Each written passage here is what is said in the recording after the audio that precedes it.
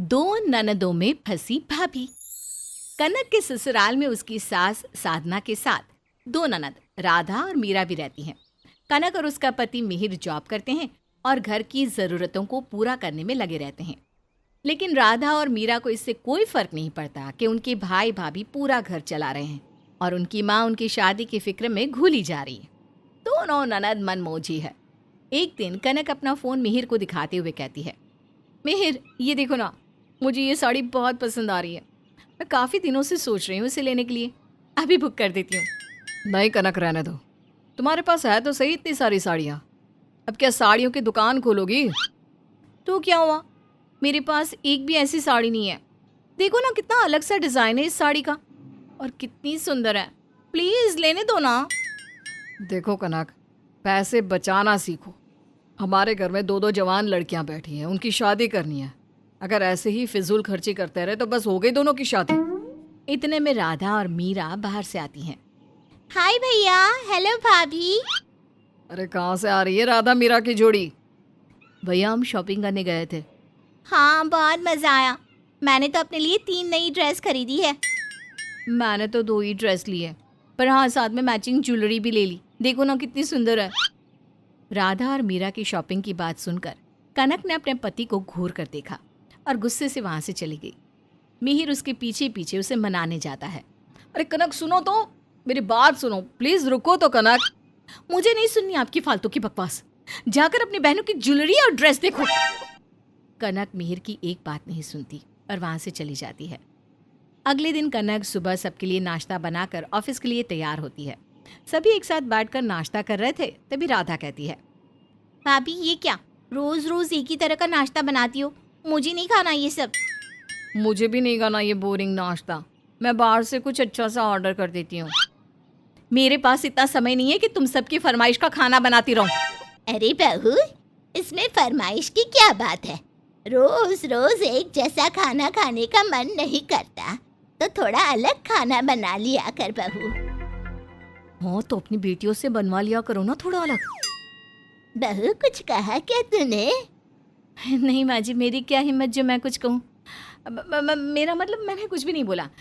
माँ जी मैं बस ये कहना चाहती हूँ कि सुबह मुझे ऑफिस के लिए निकलना होता है तो जल्दी जल्दी जो भी समझ में आता है वो बना देती हूँ। बहू जवाब तो तेरे पास हर बात का है, लेकिन कल से कुछ ऐसा बना लियो जो मेरी बेटियाँ भी खा सके। कनक ऑफिस के लिए निकल जाती है। शाम को घर आते ही कनक ने कपड़े धोने की मशीन लगा ली, लेकिन उसके कपड़े आधी ही धुल पाए थे कि तभी वॉशिंग मशीन खराब हो गई। अरे ये क्या हो गया मशीन को? लगता है फिर से खराब हो गई। अब इन बचे हुए कपड़ों को कैसे धोऊं? कनक अपने पति के पास जाकर कहती है, मिहिर देखो ना, कपड़े धोने की मशीन दोबारा खराब हो गई और अभी सारे कपड़े धोए भी नहीं है मैंने। अरे तो हाथ से धो लो ना। अच्छा, मैं सुबह घर का काम करके गई थी, ऑफिस से थकी हारी आई हूँ। मेरा कपड़े धोने का मन भी नहीं कर रहा था, फिर भी मैंने मशीन लगा ली और अब आप बोल रहे हो कि मैं हाथ से कपड़े धो लूं? अरे तो क्या करोगी? तुम ऐसे ही कपड़े छोड़ दोगी? हाँ छोड़ दूंगी, लेकिन हाथ से कपड़े नहीं धोऊंगी। आपसे कितनी बार बोला है ये मशीन पुरानी हो गई है, नई वॉशिंग मशीन खरीद लाओ, लेकिन नहीं, आपको तो मेरी कोई बात नहीं सुननी। कनक तुम फिर से वही राग अलापने लगी। देखो हम फिजूल खर्ची नहीं कर सकते। दो दो जवान बहन है मेरी, मुझे उनकी शादी को भी देखना है। तुम्हारी जवान बहनें मेरे लिए मुसीबत बन गई है। मेरी जरूरत का सारा सामान आपको और आपकी माँ को फिजूल खर्ची लगता है और आपकी बहनें चाहे जितना पैसा उड़ाती रहे वो नहीं दिखाई देगा आपको। कनक तुम समझती क्यों नहीं? देखो सुबह किसी मशीन ठीक करने वाले को बुला लेंगे, वो ठीक कर देगा। क्यों दिमाग खराब कर रही हो मेरा? मुझे नहीं समझना आपकी कोई भी बात। कपड़े पड़े हुए हैं, धो लेना खुद ही। मैं खाना बनाने जा रही हूँ, नहीं तो तुम्हारी बहनें और माँ मेरे ऊपर ही चिल्लाएंगी। कनक खाना बनाने चली जाती है। तभी वहाँ राधा और मीरा आ जाती हैं और अपनी भाभी से पूछती है, क्या बना रही हो भाभी? बैंगन का भरता। भाभी बैंगन का भरता मुझे नहीं पसंद, कुछ और बनाओ ना। कुछ और का कोई नाम भी तो होगा ना। भाभी मटर पनीर बना लो तो। हाँ भाभी, आपके हाथ के मटर पनीर मुझे बहुत अच्छे लगते हैं। लेकिन घर में ना तो मटर है और ना पनीर, इसलिए आज बैंगन का भरता ही खा लो। आपसे तो बोलना ही बेकार है। हम अभी माँ के पास जाते हैं, वही सीधा करेंगे आपको। अरे मेरे पास कोई जादू की छड़ी नहीं है जो मैं घुमाऊं और आपके सामने सारा सामान ले आऊं। जो बना रही हूं चुपचाप से खा लो। राधा और मीरा अपनी माँ से कनक की शिकायत कर देती है। साधना कनक के पास आती है और कहती है, कनक, मैंने तुमसे पहले भी बोला है कि जो भी खाना बनाओ मेरी बेटियों की मर्जी से बनाया करो। वो कुछ ही दिन की मेहमान है इस घर में, इनकी शादी हो जाएगी तब तो नहीं आएगी अपनी मर्जी का खाना खाने। और पता नहीं शादी के बाद मेरी बच्चियों को कैसा ससुराल मिले, इसलिए बना दे जो भी बोल रही है मेरी बेटियाँ। ससुराल भेजने के लिए थोड़ी तमीज तो सिखा दो अपनी बेटियों को। अगर शादी के बाद ऐसी हरकतें की तो 2 दिन नहीं टिक पाएगी ससुराल में। कनक को अपनी मर्जी से कुछ भी करने की इजाजत नहीं है।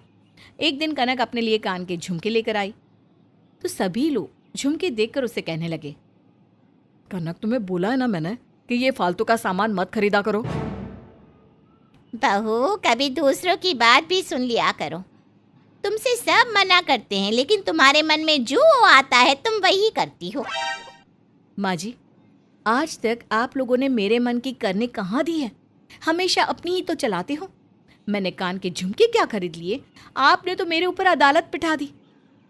मिहिर, मैं अपनी मर्जी से इस घर में छोटी सी चीज भी नहीं खरीद सकती क्या? कनक वहां से चली जाती है। रात में राधा और मीरा अपनी भाभी के झुमके चुरा लेती है। भाभी पर ये झुमके बिल्कुल अच्छी नहीं लगेंगी, मेरे ऊपर ज्यादा अच्छी लगेंगे। लेकिन तुमसे पहले मैं ये झुमके पहनूंगी। सुबह कनक जब उठती है तो उसे झुमके कहीं नहीं मिलते। उसे शक हो जाता है कि उसकी दोनों ननद ने ही उसे चुराए हैं। वो अपनी ननदों के कमरे में जाती है तो झुमके मिल जाते हैं और कनक सारे घर में हंगामा मचा देती है। तुम दोनों को झुमके चाहिए थे तो मुझसे मांग नहीं सकती थी? चोरी करने की क्या जरूरत थी? चोरी? भाभी, आपको शर्म नहीं आ रही हम पर इतना घटिया इल्जाम लगाते हुए? सही कहती है माँ, आप तो इस घर के लायक ही नहीं हो, हर समय लड़ती रहती हो। हाँ हाँ, सही है, मैं इस घर के लायक नहीं हूँ और हर समय मैं नहीं, तुम दोनों चूहे बिल्ली की तरह लड़ती रहती हो। शर्म नहीं आती अपने घर में चोरी करते हुए? बहू, तुझे शर्म नहीं आ रही मेरी बेटियों से इस तरह से बात करते हुए? मेरी बेटियां चोर नहीं है, तू ही अपने मायके से ये सब सीख कर आई है। आज के बाद मेरी बेटियों से तमीज से बात करना। हाँ कनक, तुम पढ़ी लिखी हो, जॉब करती हो। अगर बाहर किसी ने तुम्हें ऐसे बातें करते देख लिया ना तो क्या सोचेगा?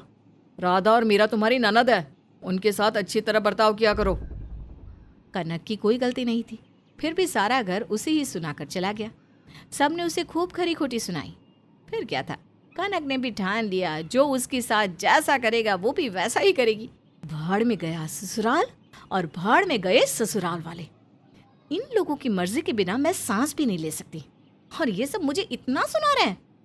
अब मैं इन सबको मजा चखाऊंगी। उस दिन के बाद से कनक ने घर में रुपए देना बंद कर दिया और साथ साथ घर का काम करना भी बंद कर दिया।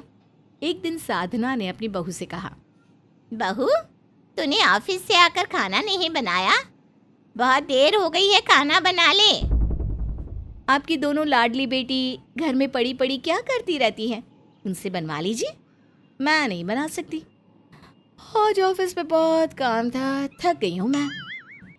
उन दोनों को खाना बनाना कहाँ आता है बहू, तुझे तो पता ही है।